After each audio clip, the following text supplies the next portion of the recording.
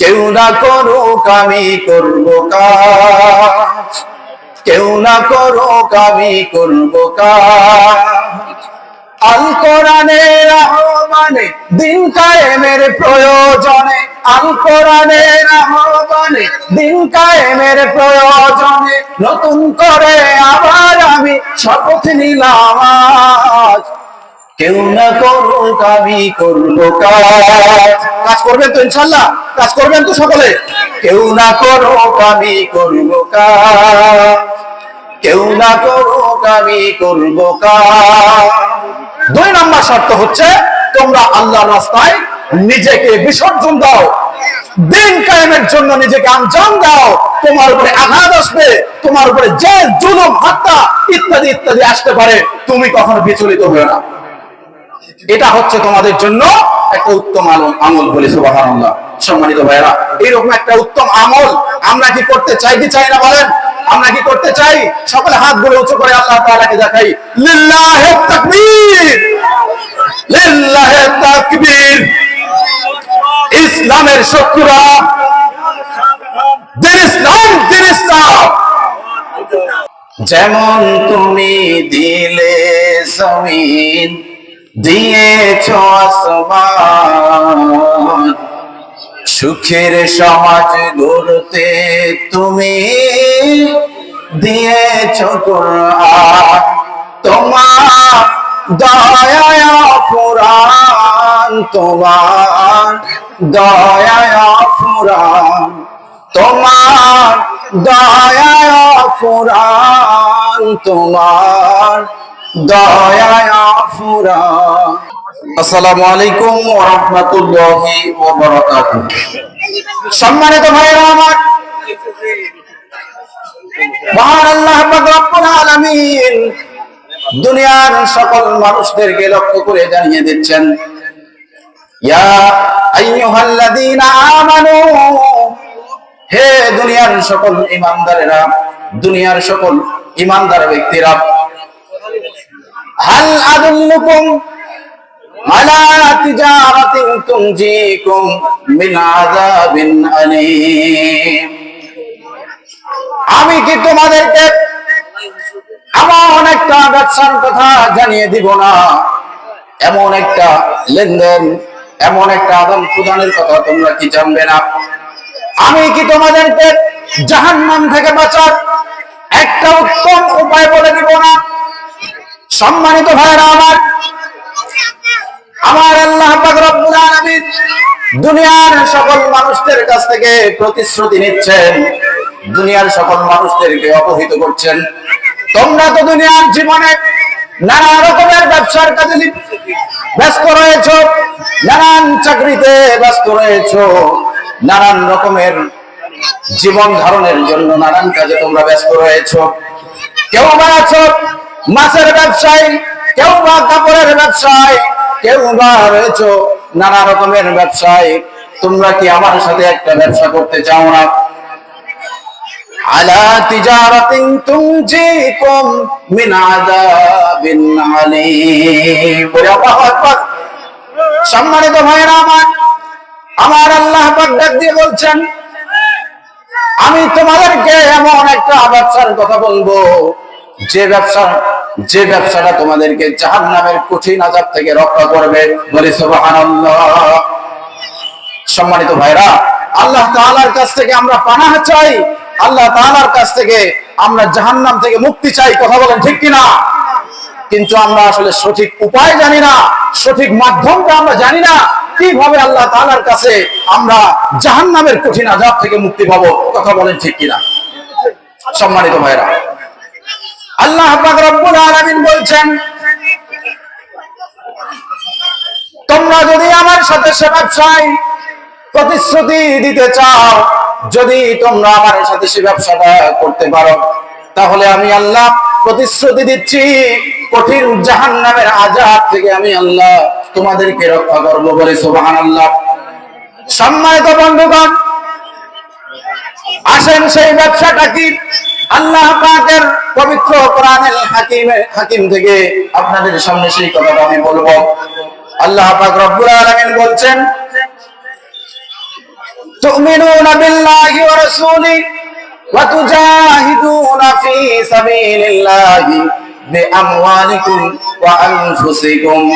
সম্মানিত ভাইরা আমার, এই ব্যবসা করার এক নাম্বার শর্ত আমার আল্লাহ তাআলা দুনিয়ার সকল ঈমানদারদেরকে জানিয়ে দিচ্ছেন, তোমরা আল্লাহ তাআলার প্রতি ঈমান আনো আর তার রাসূল সাল্লাল্লাহু আলাইহি ওয়াসাল্লামের উপরে ঈমান আনো।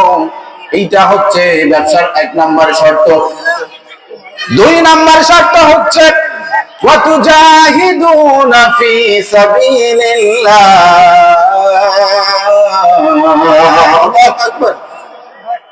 সম্মানিত ভাইরা আমার, দুই নাম্বার শর্ত হচ্ছে তোমরা আল্লাহর রাস্তায় সংগ্রাম করো, প্রচেষ্টা করো, প্রাণান্তকর চেষ্টা করো। এই প্রাণান্তকর চেষ্টা করার দুইটা মাধ্যম আল্লাহ তাআলা বলেছেন। এক নাম্বার হচ্ছে তুজাহিদুনা ফি সাবিলিল্লাহি বিআমওয়ালিকুম ওয়া আনফুসিকুম। এক নাম্বার শর্ত হচ্ছে তোমরা আল্লাহর রাস্তায় যে জিহাদ করবে, সংগ্রাম করবে, তার প্রথম শর্ত হচ্ছে তোমরা আল্লাহ তাআলার রাস্তায় তোমাদের অর্থ সম্পত্তিগুলো খরচ করবে। তোমাদের টাকা পয়সা, তোমাদের জীবন ধারণের পর থেকে আল্লাহর রাস্তায় তোমরা খরচ করবে। এটা হচ্ছে আল্লাহ তাআলার জান্নাত, আল্লাহ তাআলার কঠিন জাহান্নাম থেকে বাঁচার উপায়।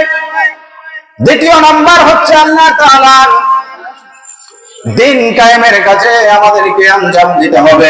এই দিন কায়েমের কাজে আমাদেরকে আঞ্জাম দেওয়ার দুটি মাধ্যম হচ্ছে, আমাদেরকে এক নাম্বার হচ্ছে আল্লাহ তাআলার রাস্তায় খরচ করতে হবে। কথা বলেন ঠিক কিনা? আমাদের সমাজে এখন মানুষ তো খরচ করতে চায় না। মদ, গাঁজা, ইয়াবা, ফেনসিডিল, হেরোইন, পান, জর্দা, বিড়ি, সিগারেট ইত্যাদিতে মানুষ কোটি কোটি টাকা খরচ করছে, কিন্তু আল্লাহর রাস্তায় 10 টাকা বের হয় না। কথা বলেন ঠিক কিনা?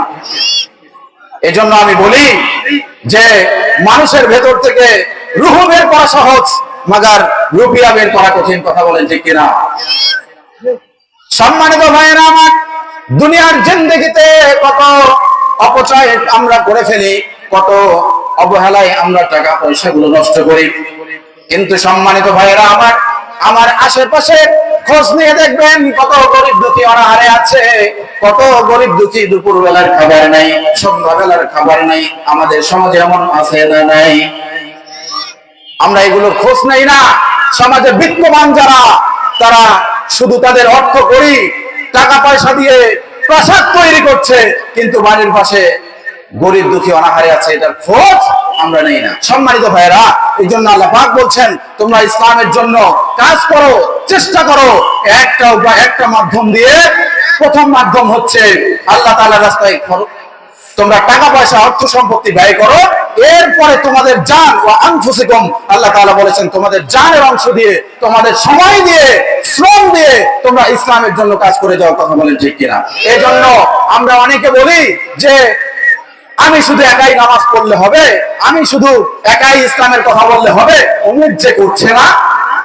এরকম লোক সমাজে আছে না নাই? বলেন, অমুক করছে না, অমুক নামাজ পড়ছে না, অমুক দেখা যাচ্ছে যে একটা কোরআনের ময়দানে একটা মিছিল হচ্ছে, একটা ডাক আসছে, অমুক যে যাচ্ছে না, তাহলে আমি কেন একা করব? আমি কি, আমার কি দায় পড়েছে নাকি? এরকম লোক সমাজে আছে না নাই ভাই? এজন্য এটা বললে ভুল হবে। আপনাকে আমাকে আল্লাহ তাআলা পবিত্র কোরআনে কারিমে স্পষ্ট বলেছেন, ইন্নী জাইলুন ফিল আরদি খলিফা।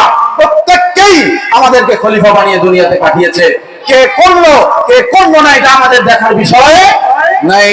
সম্মানিত ভাইরা, কেউ না করুক আমি করব কাজ, কেউ না করুক আমি করব কাজ। আল কোরআনের আহ্বানে দিন কায়েমের প্রয়োজনে, আল কোরআনের আহ্বানে দিন কায়েমের প্রয়োজনে নতুন করে আবার আমি শপথ নিলাম আজ। কেউ না করুক আমি করব কাজ। কাজ করবেন তো ইনশাআল্লাহ? কাজ করবেন তো সকলে? কেউ না করুক আমি করব কাজ, কেউ না করুক আমি করব কাজ। আমি হতাশ হব না, ভেঙে পড়ব না, আমি হতাশ হব না, ভেঙে পড়ব না, আমি নিরাশ হব না, ভয় করব না, দিনের কাজে ব্যস্ত রব পরম সকাল সাজ, দিনের পরে ব্যস্ত রব পরম সকাল সাজ। কেউ না করুক আমি করব কাজ, কেউ না করুক আমি করব কাজ, কেউ না করুক আমি করব কাজ। সকলে বলি মারহাবা। সম্মানিত ভাইরা, কথা দীর্ঘ করব না। বিশ্বনবী জনাবে মুহাম্মদ রাসূলুল্লাহ সাল্লাল্লাহু আলাইহি ওয়াসাল্লামের একটা সংক্ষিপ্ত ছোট্ট একটা মহামূল্যবান হাদিস বলেই আমি আমার কথা শেষ করব, আপনাদের কাছে বিদায় নিব। সম্মানিত ভাইরা, বিশ্বনবী জনাবে মুহাম্মদ রাসূলুল্লাহ সাল্লাল্লাহু আলাইহি ওয়াসাল্লাম বলেছেন, বিশ্বনবী জনাবে মুহাম্মদ রাসূলুল্লাহ সাল্লাল্লাহু আলাইহি ওয়াসাল্লামকে জিজ্ঞেস করছেন, ইয়া রাসূলুল্লাহ, আমাদেরকে এমন একটা আমলের কথা আপনি বলে দেন, এমন একটা আমল আমাদেরকে শিখিয়ে দেন যে আমলটা হবে ইসলামের মধ্যে সর্বোত্তম, যে আমলটা হবে ইসলামের মধ্যে সবথেকে উৎকৃষ্ট, এবং এই আমলটা করেই যেন আমরা আল্লাহ তাআলার জান্নাতে প্রবেশ করতে পারি। বলি সুবহানাল্লাহ। এরকম একটা আমল কি আমরা শিখতে চাই না? কথা বলেন, চাই কি চাই না? এইরকম আমল ইসলামের সর্বোচ্চ সব থেকে উত্তম যে আমলটা বিশ্বনবী বলছেন, আল ঈমানু বিল্লাহ ওয়াল জিহাদু ফি সাবিলিল্লাহ। বলি সুবহানাল্লাহ। ইয়া রাসূলুল্লাহ, একটা উত্তম আমল আমাদেরকে শিখিয়ে দেন, একটা উত্তম আমল আমাদেরকে বলে দেন যে আমলটা আমাদেরকে জান্নাতে যাওয়ার জন্য সহজ হয়ে যাবে। বলি সুবহানাল্লাহ। বিশ্বনবী সাল্লাল্লাহু আলাইহি ওয়াসাল্লাম বলছেন, এক নাম্বার আমল হচ্ছে আল ঈমানু বিল্লাহ, তোমরা আল্লাহ তাআলার প্রতি ঈমান আনো, এবং ওয়াল জিহাদু ফি সাবিলিল্লাহ। সুবহানাল্লাহ। দুই নাম্বার শর্ত হচ্ছে তোমরা আল্লাহর রাস্তায় নিজেকে বিসর্জন দাও, দিন কায়েমের জন্য নিজেকে আঞ্জাম দাও। তোমার উপরে আঘাত আসবে, তোমার উপরে যে জুলুম, হত্যা ইত্যাদি ইত্যাদি আসতে পারে, তুমি কখনো বিচলিত হও না। এটা হচ্ছে তোমাদের জন্য একটা উত্তম আমল। বলি সুবহানাল্লাহ। সম্মানিত ভাইরা, এইরকম একটা উত্তম আমল আমরা কি করতে চাই কি চাই না বলেন? আমরা কি করতে চাই? সকলে হাতগুলো উঁচু করে আল্লাহ তাআলাকে দেখাই। লিল্লাহি তাকবীর, লিল্লাহি তাকবীর। ইসলামের শত্রুরা, দিন ইসলাম, দিন ইসলাম। সম্মানিত ভাইরা, এজন্য আমরা আমাদের সময়গুলোকে অকারণে অযথায় আমাদের হায়াত থেকে নষ্ট না করে আসেন আমরা ইসলামের ছায়াতলে এসে আল্লাহ তাআলার রজ্জুটাকে ওয়াতাসিমু বিহাবলিল্লাহি জামিআ ওয়া লা তাফাররাকু, ইসলামের রজ্জুটাকে আমরা সংঘবদ্ধ হয়ে ধারণ করি। কারণ যদি আমরা সংঘবদ্ধ না হই তাহলে শয়তানের চক্রান্ত আমাদের উপরে আছে না নাই? সম্মানিত ভাইরা, এজন্য সকলকে উদাত্ত আহ্বান জানিয়ে, ইসলামের জন্য কাজ করার উদাত্ত আহ্বান জানিয়ে সকলের দীর্ঘায়ু এবং সুস্বাস্থ্য কামনা করে আমি আমার জন্য দোয়া চেয়ে আজকের মতো বিদায় নিচ্ছি। ওয়া মা তাওফীকি ইল্লা বিল্লাহ। আসসালামু আলাইকুম ওয়া রাহমাতুল্লাহ।